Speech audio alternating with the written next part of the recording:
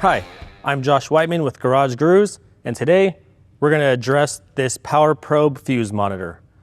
As you can see, we're on this car right now. We have our normal multimeter, and we are also going to show you the features and benefits of this power probe tool. It is fairly new. I'm sure you guys have seen other videos, but we wanted to address it ourselves and kind of compare it to how we would normally use a multimeter. So this fuse monitor here, you're able to turn it on with the power button, and you can see it's showing us the amperage. It's going to show us the amperage rating of the fuse that we're going to be testing. So when you're going to test these fuses, you're going to want to hit the up arrow to increase the amperage reading of the fuse that you're going to be testing. So realistically, we can set it to 10 amps and we'll check all of our 10 amp fuses, and then we can increase it to 15 amps, check all of our 15 amp fuses just to save time that way. You are also able to select what type of fuse it is that you're testing. So these are going to be, right now, it's the mini fuse.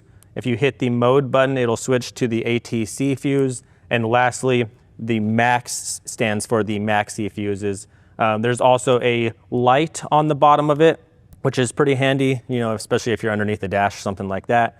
So before I use this, I'm going to jump over to our multimeter and show how we would traditionally perform a voltage drop test across the top of the fuse to decide if there's any sort of parasitic drain on the vehicle. Right now, this particular vehicle has no issues. It's just going to be used as an example. So I'm going to go ahead and grab my multimeter leads. I'm going to jump over to this fuse box and start testing these different fuses for voltage drop. Traditionally, we would typically expect to see, for the most part, 0 volts of voltage drop across the top of the fuse.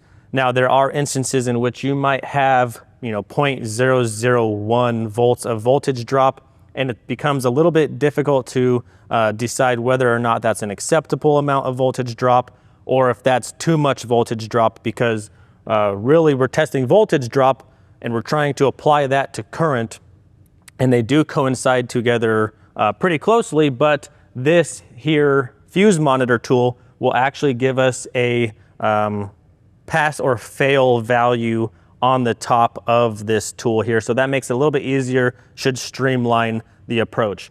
So let's go ahead and jump over to these fuses, start doing the voltage drop, and we'll see what we find.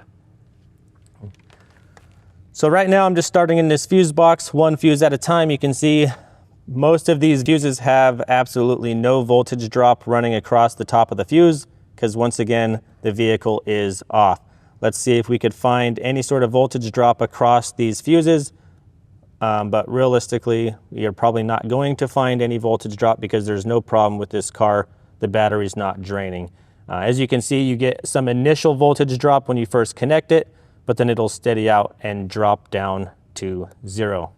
So now we're going to run the same test with our fuse monitor tool, and we're going to have to again decide and choose what fuse, what size of fuse in terms of amperage and the style of fuse. So right now we're on the maxi fuse. We're going to actually change it to the mini fuse, and right now we're on 25 amps. We're going to drop it down to the 10 amp setting, and we're going to start to check all of our 10 amp fuses first. Okay? So I'll jump over to the fuse box now, and we'll see what this looks like. Again, remember, we have this convenient open, active, or inactive mode on the top of this monitor that'll help us decide whether it's a pass or a fail. If it reads open, as you can see right now, it means that the fuse would be blown. If you have active, that means you have a current drain and current amperage flowing on that fuse. And if it's an inactive, then that's essentially going to be our pass. So let's go jump over to these 10 amp fuses. So as you can see, all of these fuses are reading inactive because, as I said, the vehicle is off and there's not any fault with this vehicle. We will turn the key on so that we can see what it looks like when we get some draw running across the tops of these fuses. So for the most part, everything is reading inactive. So let's go ahead and turn the car on now. Let's get some current flowing through these fuses so we can see what a failing reading would look like. Okay, we now have our key in the ignition in the on position. So we're gonna run through these same tests with our multimeter and show you what kind of voltage drop we would have across these fuses with current flowing. And then we're gonna jump over to our fuse monitor tool and show you the difference. So as we start to check the tops of these fuses for voltage drop, some of them are still inactive, and this particular circuit's not powered on at all. But as you see, when we start to get to some of these fuses that do have current flowing through them, we are starting to get voltage drop across the tops of these fuses.